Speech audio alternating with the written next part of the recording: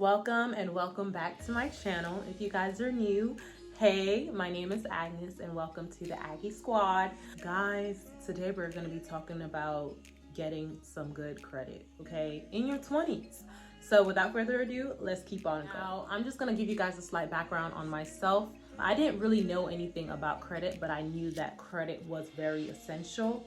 Let me just point this out right now before I go further into this video. If your credit is already messed up, I'm not really sure if this video is the best for you, but I'm gonna try and incorporate some tips that I know that if you follow them, it can help repair your credit.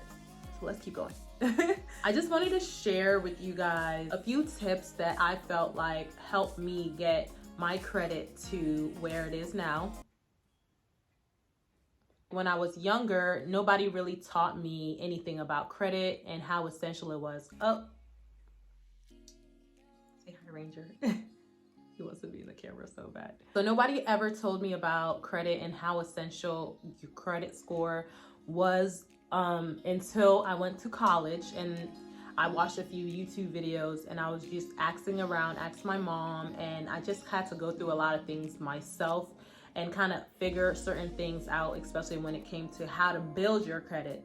A lot of people my age, in their early, mid, and late 20s, a lot of them either have really bad credit, which means they probably went to go get a credit card and they overswiped to the point where, so a lot of people my age have credit card debt. With that being said, these are my 10 tips that helped me gain really good credit in my 20s. Number one tip is don't use money that you know you don't have in your bank account. When I was in college freshman year, I was offered a credit card from Wells Fargo, and it had like a credit limit of like $800. And mind you, I was so kind of scared about using another person's money or somebody else's money. It just kind of scared me at first. I don't know why, but I just felt more comfortable using my debit card because I knew that whatever I'm buying comes straight out of my account and I don't owe anybody. Essentially, what I've grown to know is that the very wealthy people of America use other people's money to live, and then they'll just use their own money to pay it off. And that's how it helps them build credit. So I started using my credit card only for like my bills, my reoccurring bills, like my water bill, electricity bill. I would use my credit card, and then right when I get paid, I go ahead and I pay it off. If you pay it on time, that will minimize any probability of you having to pay extra for any type of late fee or anything. So because I started doing that in college, I got accustomed to that process. So I did it all the time, and essentially that helped me build my credit. 2, don't be a splurger. Like, don't take your credit card everywhere with you. That essentially helped me not overuse or use it when it wasn't necessary.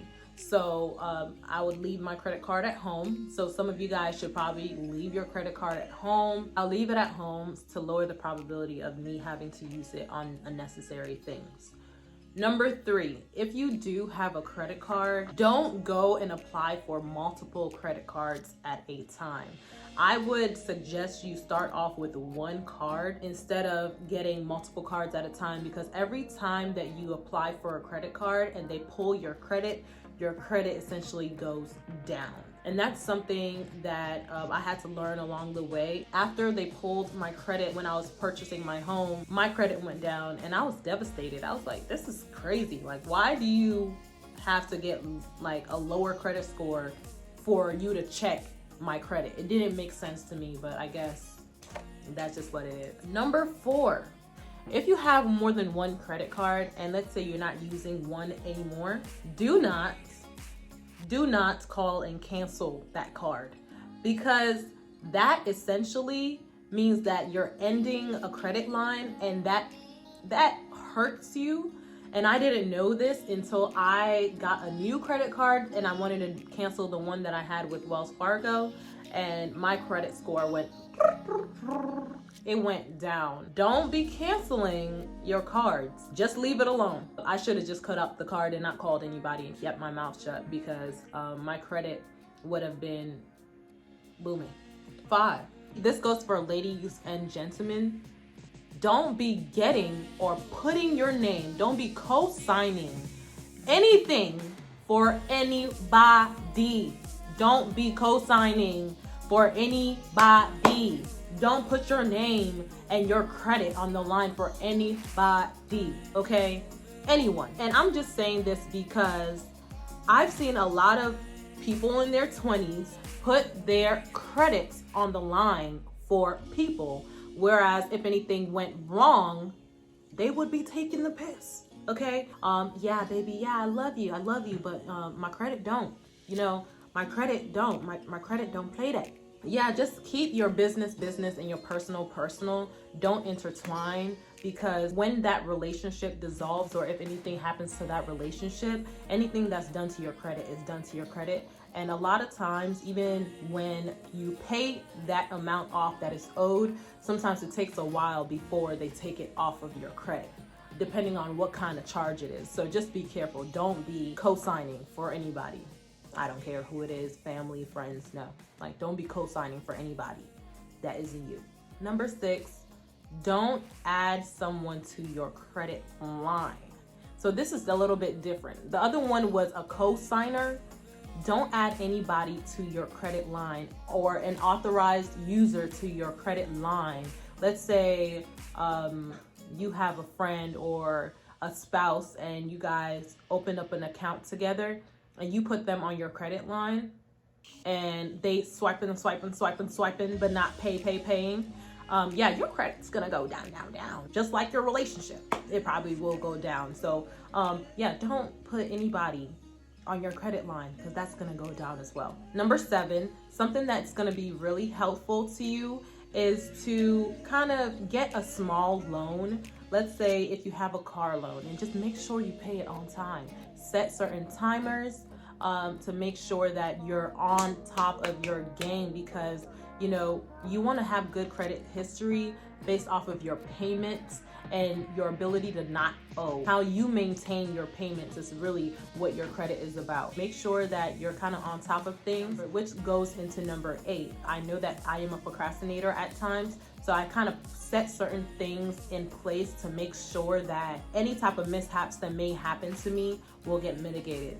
So an example would be, instead of paying every single month for my car insurance, I'll just put it at auto pay.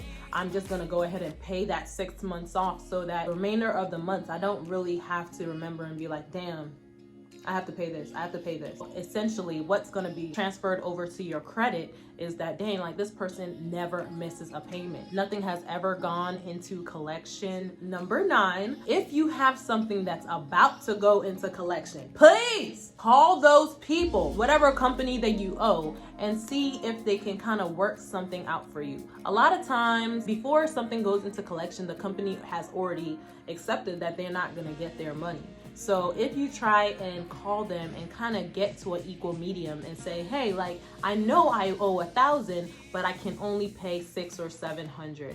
They can work something out with you. This way, your information won't be sent over to collections. And when it is sent to collections, it hurts you so bad. And number 10, I would say, do not just get any credit card and not read the dotted line when getting it. A lot of credit cards come with certain stipulations. Some will say you have to use a certain amount a month. Some will have certain stipulations that you have to hit in order to reach a certain quota or not have to pay certain fees. Make sure that you read the fine print. Don't just say, oh my gosh, they're offering me money. A lot of people are gonna offer you money, but there's always gonna be a twist to it. So you're gonna have to make sure that you read the fine print when you get that offer, and don't forget to compare and contrast between different cards. And by completing all of those steps, you should be able to build a better credit score. Thank you guys so much for watching my video. I hope some of my tips helped somebody out there. Hey, if it worked for me, I know that it may work for you. Thank you guys so much for the love and attention that you guys gave my last video. You guys actually gave me the idea to share how I was able to get a really good credit score in my 20s. It's very essential for us to have knowledge on how to build our credit, because right now, like, we're growing up and not growing down, And anything that you want to get in life, a house, a car, any type of investment that you want to have, any type of loan or company that you want to open up in the future, all depends on your credit. So just make sure that you take care of it, because your first child is that credit. Take care of your credit and it's going to take care of you. Thank you guys so much for watching my video. Don't forget to like, comment, and subscribe. Until next time. All right. Bye.